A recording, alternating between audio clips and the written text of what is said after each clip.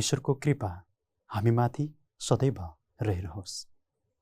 आशा र प्रार्थना छ कि तपाईँ हामी सबै परमेश्वरको कृपाले आराम छौँ।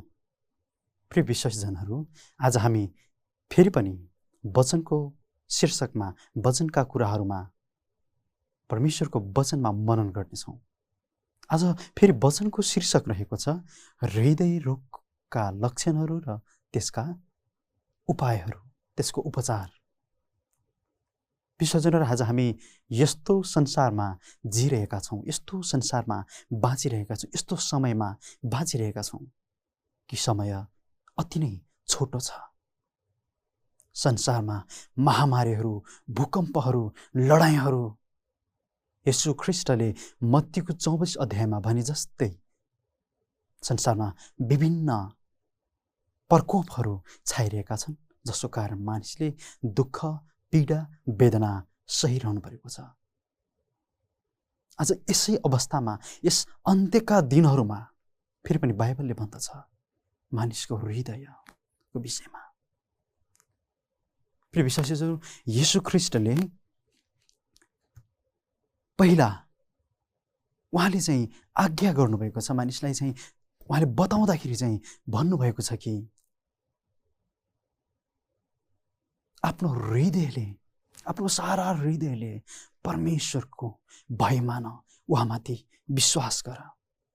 मत्ती 22 त्यहाँ हामी 30देखि 40सम्म हेर्दै गयो भने त्यहाँ हामी पाउँदछौँ कि येशू ख्रीष्टले मानिसलाई त्यहाँ आफ्नो सारा हृदयलाई पहिला ल्याउनु भएको छ कि आफ्नो सारा हृदयले परमेश्वरलाई प्रेम गर।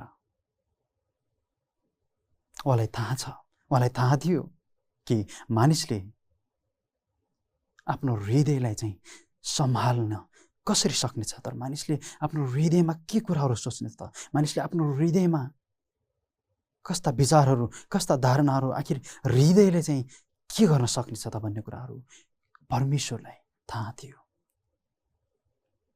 जब हामी एकजना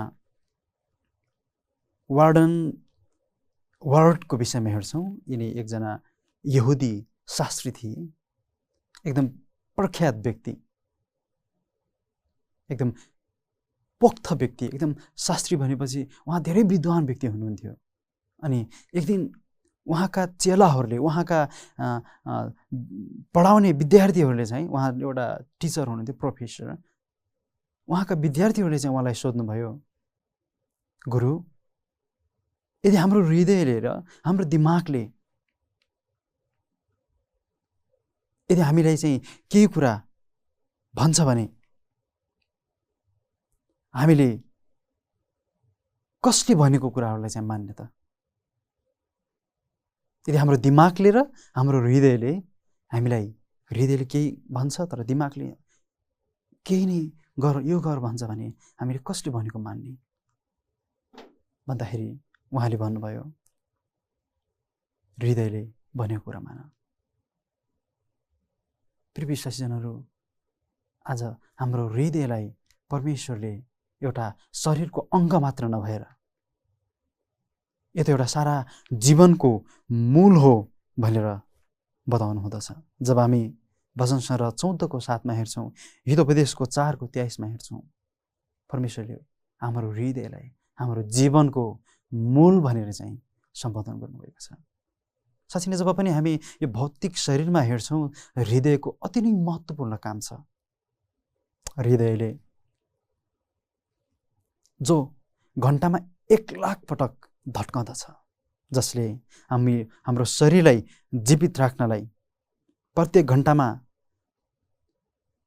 400 पटक सङ्कोचित हुँदछ, र हामीलाई हाम्रो हृदयले चाहिँ रगतहरू शुद्धिकरण गर्नमा, रगतहरूलाई ठाउँ ठाउँमा पुर्याउनमा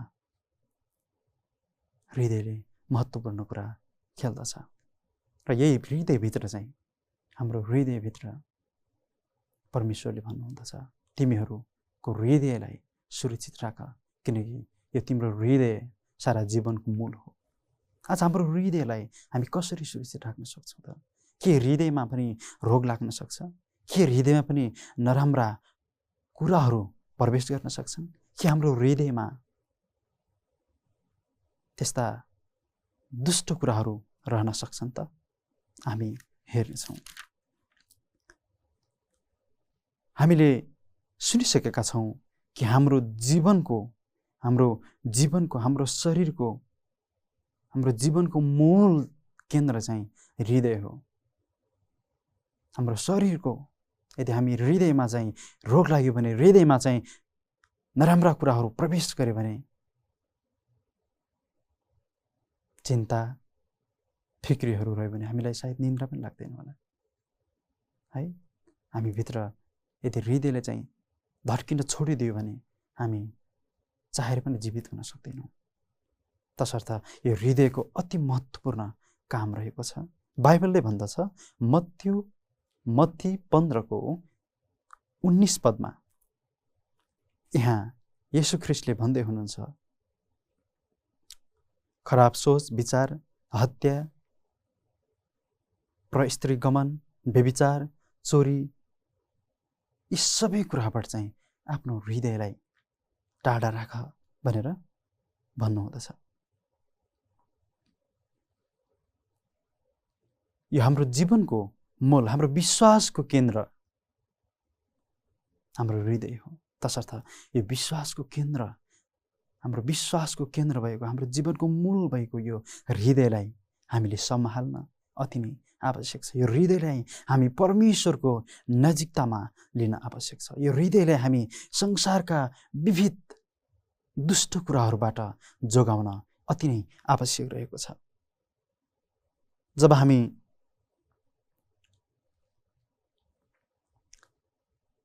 यो हृदयलाई हेर्छौँ, संसारमा धेरै प्रकारका कुराहरू मानिसले बनाए। संसारमा ग्रेट साइन्टिस्टहरू, धेरै मानिसहरू, धेरै प्रविधिहरू, उपकरणहरू बनाए।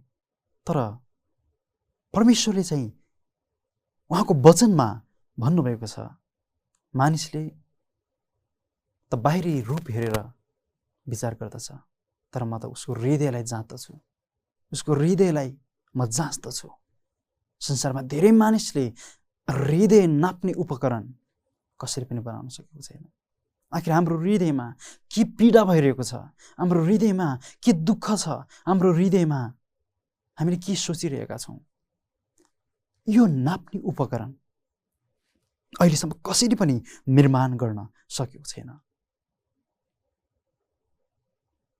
तसर्थ आज हाम्रो हृदयलाई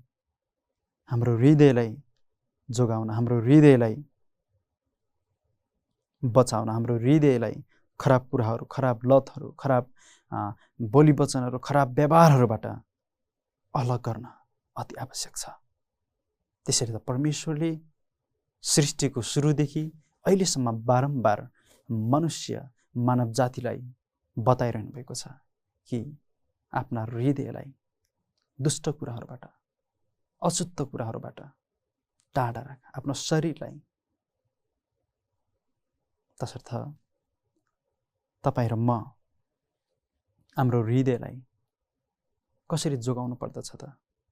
तपाईँ र हाम्रो हृदयमा कस्ता प्रकारका कुराहरू हुन सक्छन् भनेर चाहिँ बाइबलले बताउँदछ त? आज हामी जान्नेछौँ। म तपाईँहरूलाई एउटा प्रश्न सोध्न चाहन्छु, के तपाईँ र मेरो हृदय स्वस्थ छ? के तपाईँ र मेरो हृदय परमेश्वरको वचनमा मोलिएको छ? के तपाईँ र मेरो हृदय संसारका खराब कुराहरूबाट, संसारका खराब विधिहरूबाट टाढा रहेको छ? यदि छैन भने आउनुहोस्, हामी हाम्रो हृदयलाई शुद्ध राखौँ, हाम्रो हृदयलाई हामी बचाइराखौँ। हाम्रो जीवनको मूल हाम्रो हृदयलाई हामी संसारका दुष्ट कुराहरूबाट, संसारका यी भ्रमिक विधिहरूबाट हामी टाढा राखौँ। तब मात्र हामी भित्र परमेश्वरको बास हुन सक्दछ। तब मात्र हाम्रो हृदयभित्र घातक बिमारीहरू, घातक कुराहरू, घातक समस्याहरू पस्न सक्दैनन्। प्रिय विश्वासीहरूमा तपाईँ र मेरो बाहिरी जीवनको विषयमा बोलिरहेको छैन। तपाईँ र म म चाहिँ तपाईँ र तपाईँको परिवारको विषयमा बोलिरहेको छैन, तपाईँको धन सम्पत्तिको विषयमा बोलिरहेको छैन, तपाईँको सामाजिक जीवनको विषयमा म बोलिरहेको छैन, तपाईँको बुद्धि बौद्धिक क्षमताको विषयमा म बोलेको छैन, तपाईँ र मेरो हृदयको विषयमा म बोल्दैछु। के तपाईँ र मेरो हृदय स्वस्थ छ? के तपाईँ र मेरो हृदय परमेश्वरको सामु निष्कट रहेको छ? जब हामी बाइबलमा हेर्दछौँ, पवित्र धर्मशास्त्र बाइबलले भन्दछ सम्पूर्ण मानिसले पाप गरेका छन् र परमेश्वरको सामु पुग्नबाट चुकेका छन्। सृष्टिको सुरुवातदेखि मानिसले पाप गर्यो, पापमै जन्म लियो। आज हाम्रो हृदयभित्र, मानवको हृदयभित्र ती कुराहरूले बास गर्यो। आज रिस, झगडा, गाली, नराम्रो शब्दहरू, हरेक कुराहरू सिक्नलाई तालिम गर्नु पर्दैन, न त पढ्नु नै पर्छ। मानवमा त्यो प्रकारको एउटा पापले बास गरेको छ। तसर्थ परमेश्वरले मानिसलाई आफ्नो हृदयलाई मतिर फर्काओ भन्नुहुन्छ। आफ्नो हृदयलाई मतिर फर्कायो भने म तिमीहरूको जीवनमा रोग, बिमार, हत्या, हिंसा, लडाइँ होइन, शान्ति म भरिदिनेछु भन्नुभएको छ। जब हामी हितोपदेशको 6:18 हेर्छौँ, यहाँ भन्दछ मानिसको हृदय खराब सोच विचारले भरिएको छ। जब हामी यर्मिया 17:9 हेर्छौँ, मानिसको हृदय आध्यात्मिक छल कपटले भरिएको छ। जब हामी मत्तीको पुस्तक 14:8 हेर्छौँ, त्यहाँ मानिसको हृदय परमेश्वरदेखि टाढा रहेको छ भनेर परमेश्वरले बताउँदै हुनुहुन्छ। धेरैजना मानिसहरू यस क्षणमा, यस अवस्थामा आज धार्मिक भक्तित्वको कुराहरू छोडेर संसारको रमझममा, संसारको मोज मजामा, संसारका यी क्षणिक कुराहरूमा व्यस्त भइरहेको हामी पाउँदछौँ।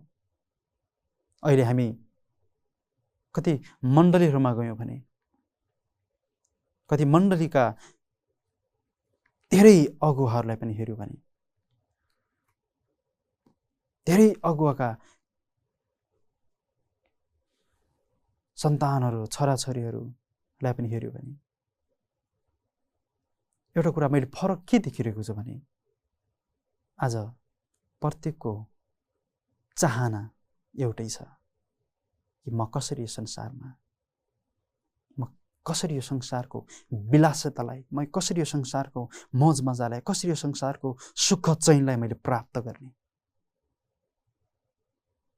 प्रिय विश्वासजनहरू, प्रिय अगुवाजनहरू, तपाईँ र मेरो लक्ष्य, यदि यो संसारमा तपाईँ र मेरो लक्ष्य म कसरी धन सम्पत्ति कमाउने, म कसरी यो संसारको सुखलाई प्राप्त गर्ने, म कसरी सुखी रहने, म कसरी चाहिँ यो संसारमा भएका यी विलासिताका जीवनहरू मैले कसरी प्राप्त गर्ने, त्यो दौडमा दौड्दै हुनुहुन्छ र त्यो दौड, त्यो विचारलाई, त्यो धारणालाई आफ्नो हृदयमा राखेर जिरहनु भएको छ भने मेरो यो आह्वान छ, आज हाम्रो दौडलाई, त्यो विचारलाई त्यहीँ राखौँ, त्यो विचारलाई त्यहीँ नै छोडिदिनुहोस्।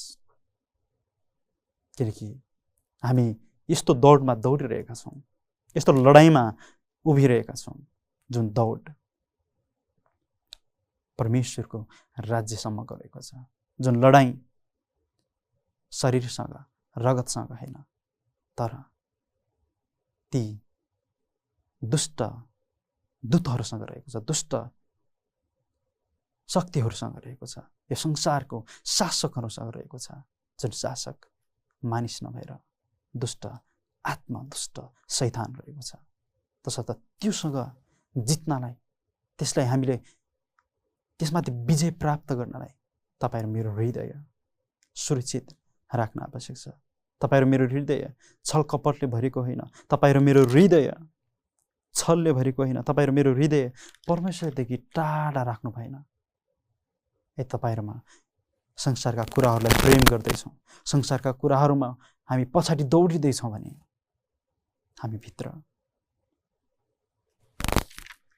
कहिले पनि परमेश्वरको बास र परमेश्वरको शान्ति रहन सक्दैन। अब हामी के गर्ने त? परमेश्वरले कडा चेतावनी दिएर भन्नुभएको छ, जहिले जहिले मानिसहरूले बाइबलका प्राचीन घटनाहरूमा हामी हेऱ्यौँ भने त्यहाँ जब मानिसले आफ्नो हृदयलाई कठोर पारेर हामी फारोको त्यो घटनालाई हेर्दछौँ। राजा फारो जब मानिसलाई चाहिँ उनीले बाहिर जान दिएनन् है, आफ्नो जुन क्याप्चर गरेर मानिसलाई दास बनाएर राखिरहेका थिए परमेश्वरका व्यक्तिहरूलाई, अनि उनले आफ्नो हृदयलाई कठोर पारेर उनी मानिसहरूलाई परमेश्वरले भन्नुभएको थियो कि मेरा मानिसलाई बाहिर छोड। उहाँले आफ्ना दूत आफ्ना सेवक मूसालाई पठाउनु भयो र भन्नुभयो। तब फारोले आफ्नो हृदयलाई कठोर पारेर मानेनन्। तब फारोले धेरै घटनाहरू सहनु परेको छ, धेरै विपत्तिहरू सहनु परेको छ। अनन्त फारोले चाहिँ अन्तिममा मूसालाई भन्नुभयो, मूसा परमेश्वरका मानिसहरूलाई लिएर जानुहोस् र उहाँको आराधना गर्नुहोस् भनेर। आज तपाईँ र मैले परमेश्वरको वचनमा चाहिँ आज यदि तपाईँ र म भित्र यस्ता कुराहरू, यस्ता बिमारीहरू, यस्ता विचारहरू रहिरहेका छन् भने तपाईँ र मैले चाहिँ एउटा मात्र काम गर्नुपर्दछ, परमेश्वरसँग नयाँ हृदयको लागि प्रार्थना गर्नुहोस्। इजेकियल 36:26 उहाँ परमेश्वरले वाचा गर्नुहुन्छ कि म तिमीलाई नयाँ हृदय, नयाँ आत्मा दिनेछु। हाम्रो विगत जस्तो भए पनि, हामी जस्तो अवस्थामा हाम्रो विगत बिताए पनि, पापमा, दुष्टतामा, छलमा, चोरीमा, व्यभिचारीमा, तपाईँ र म जस्तो अवस्थामा, हाम्रो विगत जस्तो अवस्था रहे पनि परमेश्वरले चाहिँ यति वाचा गर्नुभएको छ। उहाँले भन्दै हुनुहुन्छ कि तपाईँले र मैले हाम्रो हृदयलाई, नयाँ हृदय, हाम्रो हृदयलाई अब त्यागेर, हाम्रो हृदयलाई अब सदाको लागि गाडेर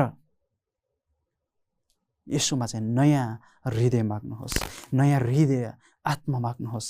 तब परमेश्वरले भन्नुहुन्छ म तिमीलाई नयाँ हृदय सिर्जना गर्नेछु, म तिमीहरूको भित्र नयाँ हृदय हालिदिनेछु। यस्ता धेरै प्रकारका घटनाहरू छन् जब हामी संसारमा हेर्छौँ, धेरै मानिसहरूको जीवन गवाई हामी सुन्छौँ, उहाँ हामी पाउँदछौँ त्यो प्रमाण कि परमेश्वरले नयाँ हृदय हालिदिनुहुन्छ, परमेश्वरले नयाँ हृदय हाम्रो जीवनमा राखिदिनुहुन्छ। जब तपाईँ र म परमेश्वरको नयाँ हृदयको लागि प्रार्थना गर्छौँ, जब तपाईँ र म परमेश्वरसँग नयाँ शुद्ध हृदय, पवित्र हृदय जब हामी प्रार्थना गर्छौँ, तब परमेश्वरले भन्दै हुनुहुन्छ, उहाँले वाचा गर्नुहुन्छ, उहाँले भन्नुहुन्छ कि अब तिमीहरूको जीवन, हाम्रो जीवन जस्तो भए पनि विगतमा, अब उहाँले हामीलाई वाचा गर्नुहुन्छ कि तिमीभित्र अब नयाँ हृदय हालिदिनेछु, नयाँ आत्मा म हालिदिनेछु, नयाँ हृदयमा सृष्टि गर्नेछु, सिर्जना गर्नेछु र त्यो हृदयभित्र म वास गर्नेछु। प्रिय विश्वासीजनहरू, जति पनि सुन्दै हुनुहुन्छ, यदि तपाईँभित्र भएका ती हृदयभित्र ती खराब कुराहरू छन् भने, ती बिमारीहरू छन्, ती घातक रोगहरू छन्, जुन रोगले तपाईँलाई चिन्तामा पारिरहेको छ, तपाईँलाई सताइरहेको छ भने आज नै प्रार्थना गर्नुहोस् कि परमेश्वरले तपाईँभित्र नयाँ हृदय सृष्टि गर्नुहुनेछ। तब तपाईँभित्र नयाँ हृदय सृष्टि भए पश्चात तपाईँभित्र भएका खराब विचारहरू, खराब कुराहरू सबै हामीबाट बाहिर निक्लिनेछन्। येशूको शक्तिले, येशूको वचनको प्रेरणाले, येशूको पवित्र आत्माको छुवाइले तपाईँ चाहनुहुन्छ भने हामी येशू ख्रीष्टको नजिक जाउँ, हामी एकमात्र परमेश्वरको नजिक जाउँ। आउनुहोस् हामी प्रार्थना गरौँ। हाम्रा परमेश्वर, हामीभित्र नयाँ हृदय सिर्जना गरिदिनुहोस्, हामीलाई शुद्ध पार्नुहोस् र तपाईँको पवित्र जनहरूको सभामा हामीलाई बस्न योग्य तुल्याउनुहोस्। धन्यवाद। हामी हाम्रो जीवनलाई तपाईँमा सुम्पन्छौँ, हामीलाई डोर्याउनुहोस्। आमेन।